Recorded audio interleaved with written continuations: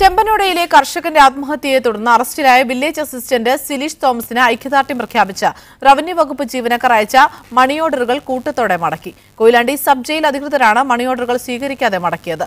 3 ദിവസത്തിനുള്ളിൽ 100-ലധികം മണി ഓർഡറുകൾ സിലീഷ് തോമസിന്റെ പേരിൽ എത്തിയതായി ജയിൽ സൂപ്രണ്ട് സ്ഥിരീകരിച്ചു. കർഷകനായ ജോയി വില്ലേജ് ഓഫീസിൽ ആത്മഹത്യ ചെയ്തതിനെ തുടർന്ന് ആത്മഹത്യാ പ്രേരണ കുറ്റം ചുമത്തപ്പെട്ട village assistant Sileesh Thomas Koyilandy sub ജയിലിൽ റിമാൻഡിൽ കഴിയുകയാണ്.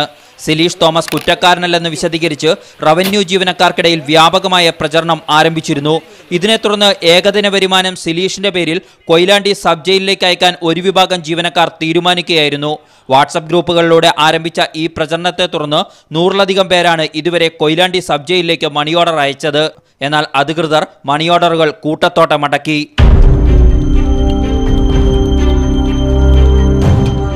ജയിൽ മാനുവലിന് വിരുദ്ധമായതിനാലാണ് മണി ഓർഡറുകൾ മടക്കിയതെന്ന് ജയിൽ സൂപ്രണ്ട് മീഡിയ വണ്ണോട് വിശദീകരിച്ചു. എന്നാൽ തടവുകാരന് മറ്റു മാർഗങ്ങളിലൂടെ ലഭിച്ച തുക ട്രഷറിയിൽ അടച്ച് പിന്നീട് കൈമാറാമെന്ന് നിയമമെന്നാണ് റവന്യൂ ജീവനക്കാരുടെ വാദം. അധികൃതർ മണി ഓർഡറുകൾ മടക്കിയതോടെ സിലീഷ് ജയിൽ മോചിതനായാലുടൻ പണം വീട്ടിലേക്ക് അയക്കണമെന്ന് കാട്ടി ജീവനക്കാർ വാട്സപ്പ് ഗ്രൂപ്പുകളിൽ പ്രചരണം തുടങ്ങിയിട്ടുണ്ട്. ജീവനക്കാരുടെ നീക്കത്തെ മുഖ്യധാരാ സംഘടനകൾ പരസ്യമായി പിന്തുണയ്ക്കുന്നില്ലെങ്കിലും അസറ്റ് പോലുള്ള ചില സംഘടനകൾ പ്രചരണ രംഗത്ത് സജീവമാണ്. Media one Kozhikode.